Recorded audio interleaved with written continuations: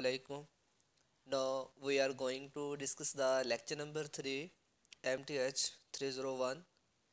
Lecture का name हमारे पास है element of three dimensional geometry.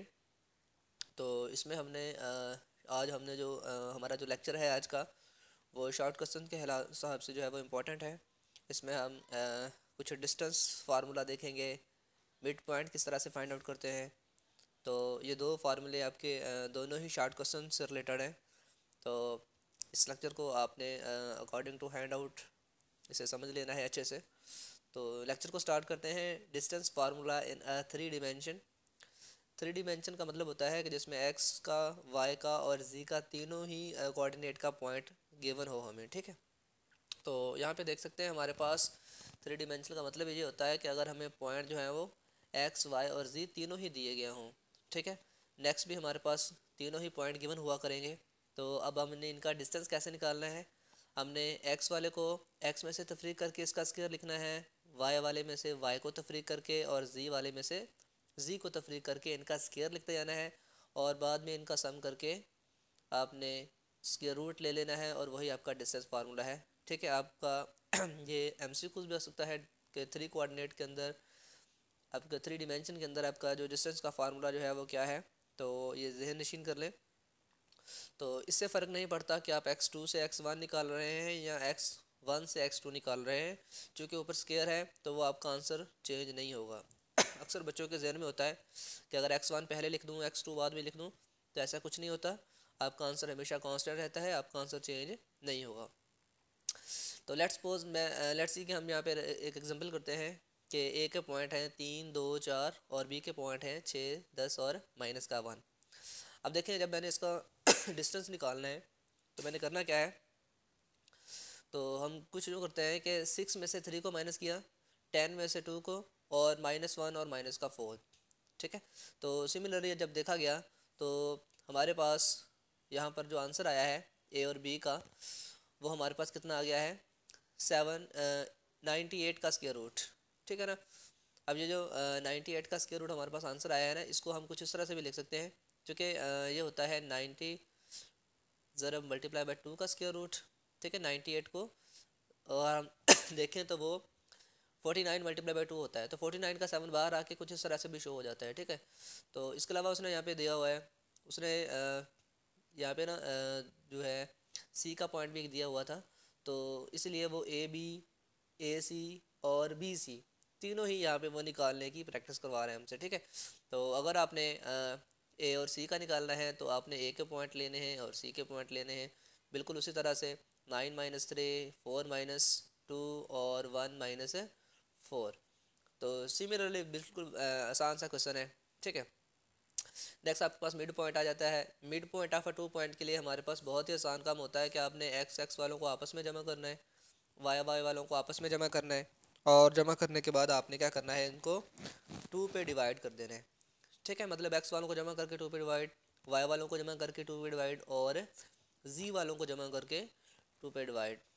तो यहाँ पे मैं बता देता हूँ, यहाँ पे उसने 2 पॉइंट के लिए मिड पॉइंट का पूछा गया है। तो देखें, अगर यहाँ पे 2 पॉइंट गिवन है तो आपने 3 और 6 यानी 3 और 6 को ऐड करेंगे और 2 पे डिवाइड कर देंगे। इसी तरह से 2 और 10 को ऐड करके 2 पे डिवाइड और 4 और -1 को ऐड करके 2 पे डिवाइड, ठीक है। तो जो आंसर आता जाएगा आपका वही आपका आंसर होगा। बहुत ही आसान है। नेक्स्ट हमारे पास डायरेक्शन होती हैं एंगल्स की।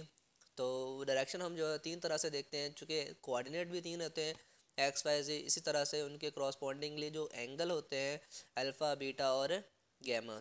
अल्फ़ा को एक्स एक्सिस के, बीटा को वाई एक्सिस के और गैमा को जी एक्सिस के बिटवीन हम लेते होते हैं, ठीक है।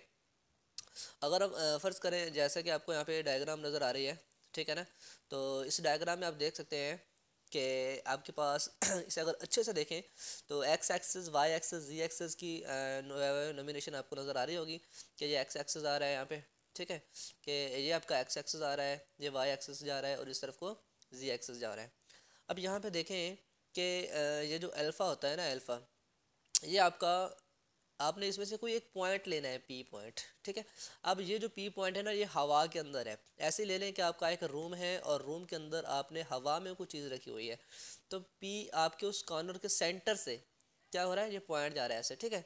अब आपने जो अल्फ़ा होता है वो आपने एक्स एक्सिस के साथ देखना है कितने एंगल पे है, जो बीटा होता है वो आपने देखना है वाई एक्सिस के साथ, वो चीज़ जिसको आप देख रहे हैं उसके साथ किस एंगल पे है, और गैमा से मुराद है कि वो चीज़ जी एक्सिस के हिसाब से किस तरह से है।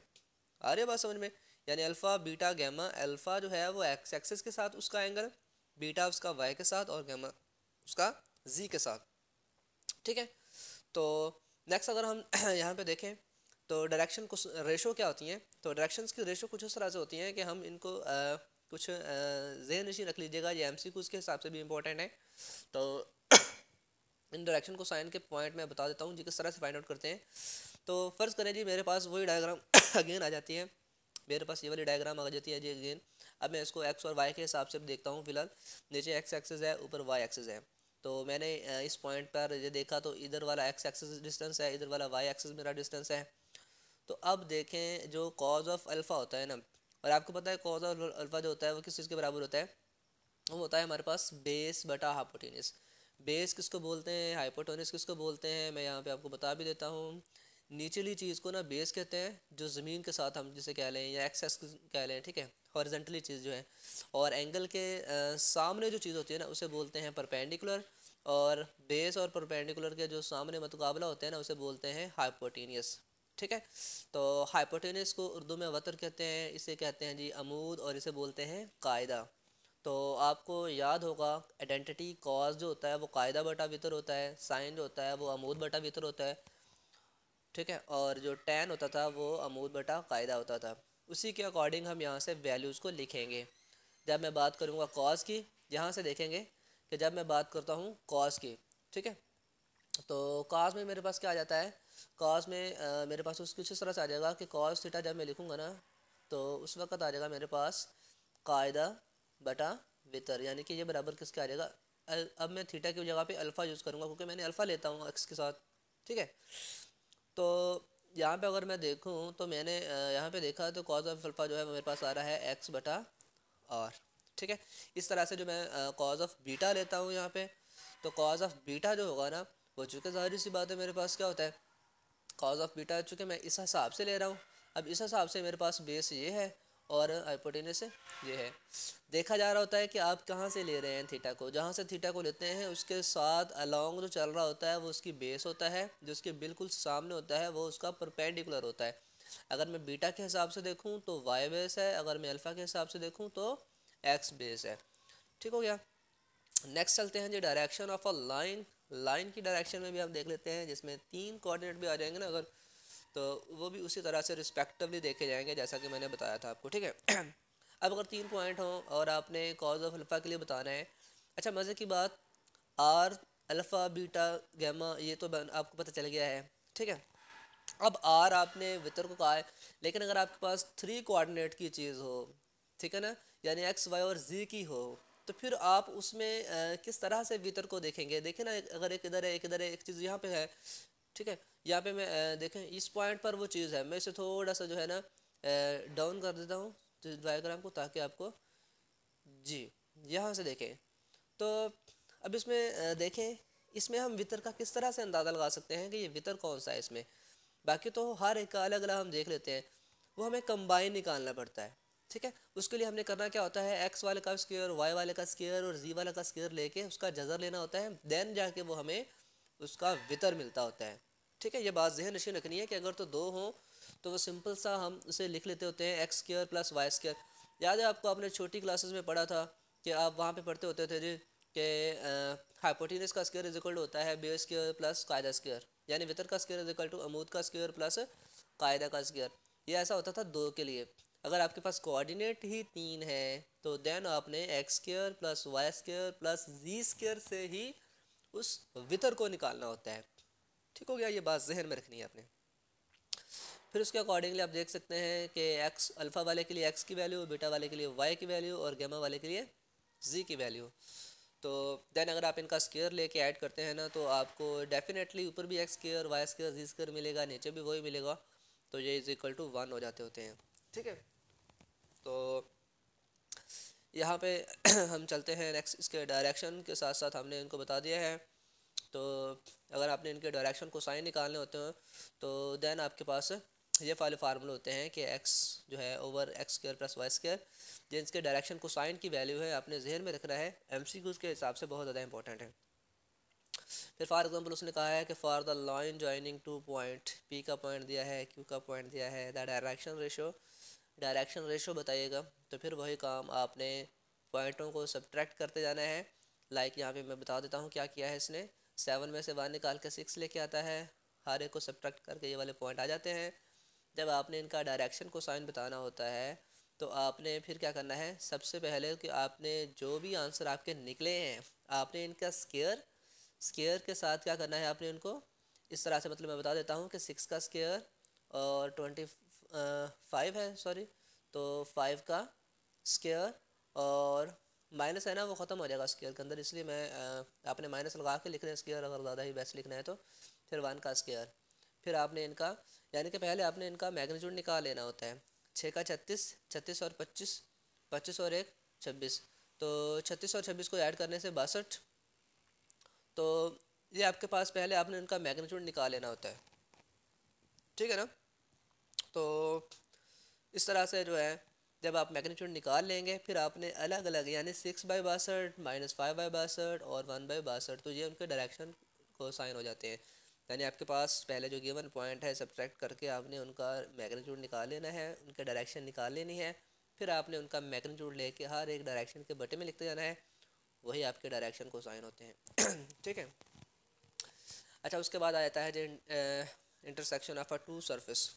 तो intersection of a two surface जो होते हैं वो किस तरह से हैं, आप यहाँ पे देख सकते हैं कि अगर आपके पास एक से ज़्यादा सरफेस आपस में इंटरेक्ट हो रही हो तो उसमें प्लेन 2 बनते हैं, 3 बन जाते हैं, ठीक है ना। अब आप इसी डायग्राम से जो है वो अंदाज़ा लगा लें कि उसने क्या किया है, यहाँ पे एक प्लेन है, उस प्लेन के ऊपर अनदर एक प्लेन है जिसके डायरेक्शन को साइन उस डायरेक्शन को साइन से मिल रहे हैं, ठीक है। तो अगर मैं इसमें देखूं तो इसमें जो है ना सरफेस के उसमें सरफेस है, इसमें प्लेन के प्लेन मिल रहे हैं। मैंने इससे पिछले लेक्चर में इसका मुकम्मल जो है वो मुतारिफ बता दिया था कि ये किस तरह से जो है वो लाई कर रहे हैं। पहले जो है वो सारे के सारे मतलब के ज़ीरो हैं इस सेंट ओरिजिन पर, फिर जिस तरह से आम एक्स पॉजिटिव वाई पॉजिटिव और जी, मतलब एक्स पॉजिटिव कहाँ पे है, वाई पॉजिटिव कहाँ पे है और कहाँ कहाँ पे नेगेटिव है, उन्हीं के क्रॉसपोंडिंग जो 4 बनते थे ना वो 4 नीचे भी बनते हैं, लेकिन जी के हिसाब से वो हमारे पास उनके हिसाब से वैल्यू आती थी। मैंने इससे पिछले लेक्चर में इसको डिटेल से बता दिया है, ठीक है। तो एक और बात आपने जहन में रखनी है कि जब भी कोई चीज़ एक्स वाई प्लेन में होगी तो वहाँ पे जी ज़ीरो होता है। अगर वाई जी मतलब कि जो प्लेन यहाँ पे एबसेंट होगा वो ज़ीरो होगा, अगर एक्स जी प्लेन है तो वहाँ पे वाई ज़ीरो होगा, ठीक है। अगर मैं एक्स एक्सिस पे बात करूँ तो अगर मैं एक्स एक्सिस पे जा रहा हूँ तो वाई भी ज़ीरो है और एक्स भी, सॉरी, अगर मैं एक्स एक्सिस पे जा रहा हूँ तो वाई भी ज़ीरो है और जी भी ज़ीरो है, ठीक है। आप यहाँ पे देख सकते हैं उनके मुताबिक यहाँ पे पॉइंट बनते जाएंगे। पहला पॉइंट एक्स का होता है, दूसरा वाई का और तीसरा जी का। तो आपने उस हिसाब से वैल्यूज़ को यहाँ पे लेते आना है। अगर वो जी एक्सिस कहता है तो इसका मतलब है कि यहाँ पे एक्स भी ज़ीरो वाई भी ज़ीरो, यानी ज़ीरो वाओ जी, जैसा कि ये पॉइंट आपको नज़र आ रहा है। और फिर उसके बाद एक्स भी ज़ीरो और वाई भी ज़ीरो, ये मैं आपको बता चुका हूँ, ठीक है। अब इस तरह से कोऑर्डिनेट प्लेन जो होते हैं, पैरेलल प्लेन जो होते हैं, तो आप देख सकते हैं एक ऊपर बन रहा है, एक इधर बन रहा है, एक इधर बन रहा है, ठीक है।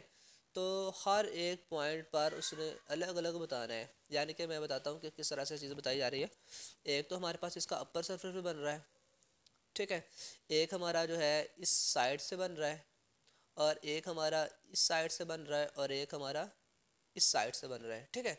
तो आपने इनको अलग अलग जो है वो डिस्क्राइब करना है कि एक्स के अलॉन्ग इस तरफ कितना है और ऊपर वाली साइड में एक्स के अलॉन्ग कितना है और वो वाई के अलॉन्ग कितनी साइड है। यानी कि अगर आपके पास काफ़ी सारे प्लेन बन रहे हो तो आप उनको अलग अलग डिस्क्राइब करके बताएंगे कि इस वाले पॉइंट पर वाई की वैल्यू 3 है और जी की वैल्यू, चलिए जी मैं थोड़ा सा और डिटेल से बता देता हूँ। जैसे कि उसने यहाँ पे लिखा है कि वाई इज इक्वल टू 3 और जी इज इक्वल टू 5। अब जी इज इक्वल टू 5 का क्या मतलब है कि वो नीचे से अपवर्ड जितना आया है ना वो कितना आया है, वो 5 आ रहा है इस केस के अंदर, ठीक है ना। इसका जो जी एक्सेस है वो 5 है और वाई जो एक्सेस जो है वो कितना है, 3 है, ठीक है। अब ये आप पे डिपेंड करता है कि आपने उस वक्त जी एक्सेस और वाई एक्सेस और एक्स एक्सेस जो है वो किस अलॉन्ग में लिए हुए हैं, ठीक है। तो मतलब कि ये वाला सिर्फ सॉरी इस वाले पोर्शन का हिस्सा है। मैं दोबारा बता देता हूँ कि वो जो पोर्शन बता रहे हैं ना वो सिर्फ इतने पोर्शन का बता रहे हैं, ठीक है। अगर मैं इस पोर्शन की बात करूँ इतने वाले की, तो इस वाले में जो है x2 है और जो y3 है और जो z है वो 5 है। वो z जो कितना है वो 5 है, ठीक है। और अगर हम इस वाले की बात करें, यानी कि वो फिर ज़मीन लेवल पर है ना, कि अगर वो सिर्फ इस तरफ को आने की कोशिश में है, उसने बता दिया है कि एक्स एक्सेस की वैल्यू 2 है, तो उस पॉइंट पर ना वो y की वैल्यू देख रहा है क्योंकि y वहाँ पे नहीं है, ना z की वैल्यू देख रहा है, ठीक है। तो अब यहाँ पे देखें कुछ और भी जनरल क्वेश्चन आपके पास दी हुई हैं। अगर आपके पास क्वेश्चन जो है वो स्फीयर में आ जाती हैं, x not y not z not centre के पॉइंट हो, तो आपने सेंटर ऑफ सर्कल की इक्वेशन भी निकालना सीखनी है, स्टैंडर्ड्स, ठीक है। Equation of a circle, sphere of radius. और और उसके बाद आपने यहाँ पर जो है ना जो मेन चीज़ आपने देखनी है, x minus x not, y minus y not और जी माइनस जी नॉट के स्क्वायर भी हैं, और एक का स्क्वायर, ये एक स्टैंडर्ड इक्वेशन है किसी रेडियस को, सर्कल के रेडियस को फाइंड करने के लिए। यहाँ पे ए जो है ना वो रेडियस है, यहाँ पे ए जो क्या है रेडियस है, और x not y not z not जो है ये हमारे पास सेंटर के पॉइंट होते हैं, और एक्स वाई जी हमारे पास किसी भी पॉइंट पर किसी भी सरफेस पर लिए गए पॉइंट होते हैं। तो इसकी मदद से जो है हम सरफेस का रेडियस बता सकते हैं, सर्कल का सॉरी रेडियस बता सकते हैं। और इधर भी हमारे पास the level of a surface X Y Z में उसने एक्स के और वाई के और जी के और जो पॉइंट दिए हुए हैं 2 3 4, तो ये हर एक का अलग ये होता है हमारे पास टेढ़ी मेढ़ी सी शक्ल के लिए, ठीक है। तो वहाँ पे भी हमारे पास फार्मूला एक्स के वाई स्क्वायर के हिसाब से ही वेरीफाई होगा, ठीक है। फिर उसके बाद उसने कुछ राइट सर्कुलर कोन बताई हुई हैं, कि राइट सर्कुलर कोन के बारे में भी अगर हम देखें तो उनमें फ़ाई और जी, उसमें मतलब एक्स और वाई आ रहा है, थीटा 45 डिग्री बनता होता है। यानी कि मैं अगर आपको बता दूं कि ये किस तरह से कहने कोशिश कर रहा है, तो आपने यहाँ से देखें कि ये चीज़ और ये चीज़ और ये चीज़, ठीक है। तो इसमें आपके पास ये जो कोन बन रही है ना, वो कोन की बात कर रहा है कि यहाँ पे वो 45 डिग्री के हिसाब से बना रहा है खुद को, ठीक है। क्योंकि 45 डिग्री इसलिए से कह रहे हैं कि टोटल जो है ना वो हमारे पास एक परपेंडिकुलर लूप के तौर पे वो काम करेगा। कैसे देखें, बात दरअसल ये है इसके अंदर कि अगर हम यहाँ पे बात करें कि हमारे पास इसमें जो एक्स और जो वाई है उनके स्क्वेयर्स, ठीक है, और ये हमारे पास 45 डिग्री इस तरह से होता है। मैं आपको दोबारा से बता दूं कि ये एक्सेस जो होते हैं ना आपस में ये 90 डिग्री के हिसाब से होते हैं। अगर ये दरमियान में लाई कर रहा है ना दरमियान में, तो उसका मतलब होता है कि ये 45 डिग्री होगा हमारे पास, और ये भी 45 होगा। अगर जैसे एक लूप यहाँ पे बनती है तो वैसे एक लूप यहाँ पे बनेगी, फिर एक यहाँ पे बन रही है तो एक यहाँ पे बनेगी, और एक यहाँ पे बनेगी तो और एक यहाँ पे, और ये in the form of circle में आ जाएगा। तो 45 के 2 होते हैं एक कोऑर्डिनेट के अंदर, सही है। इसी तरह से अनदर शेप में भी उसने ये बताया हुआ है कि x plus y is equal to 1, ठीक है, फॉर 2 स्पेसिस के लिए है, और x plus 1 generated for 3 spaces के लिए। तो इसका क्या मतलब होगा कि आप अगर देखें 45 डिग्री एंगल को, ठीक है, 45 डिग्री एंगल में उसमें ये होता है कि आपके पास एक तरफ जो है वो एक पॉइंट मिलता है, दूसरी तरफ दूसरा पॉइंट मिलता है। जैसा कि यहाँ पे अगर देखें तो सिर्फ एक वैल्यू है, यहाँ पे देखें तो वाई की वैल्यू है, ये एक्स की वैल्यू है और ये वाई की वैल्यू है। अब इनके दरमियान में जो प्रिज्म के टाइप की जो चीज़ है ना, वहाँ पे भी एंगल जो है वो 45 डिग्री होता है, ठीक है। 90 डिग्री तो आपके पास इसके दो बनेंगे तो वो एक सीधी सी शेप बनेगी। फिर इस तरह से उसने यहाँ पर जो है हॉरिजॉन्टल सिलेंडर के लिए भी कह दिया है कि अगर हम इसे ज़मीन के ऊपर पाइप को रख दें, उसका भी इंटरनल डायमीटर होता है, उसका भी एक्स और वाई दो देखे जाते हैं, दोनों का स्क्वायर लेंगे तो वो इज इक्वल टू 1, यानी 1 अगर उसका रेडियस हो तो, ठीक है।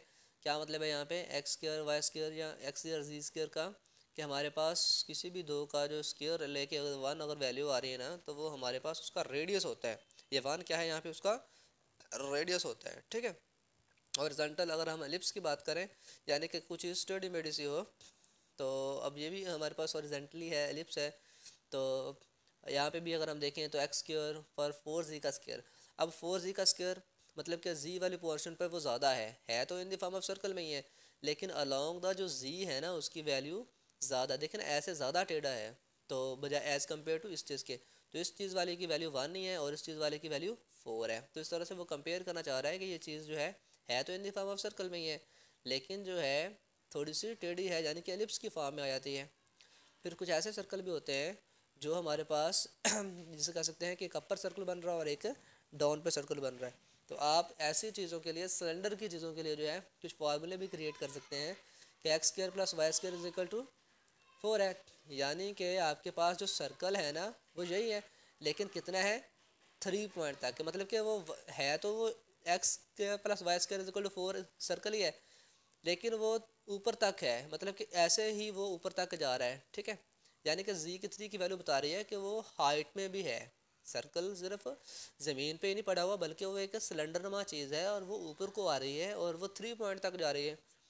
ठीक है, तो ये क्वेश्चन जो है वो आपको डायग्राम के बारे में बड़ी हेल्प देती हैं। ठीक है, ऑल द बेस्ट, आपका लेक्चर ख़त्म हो चुका है।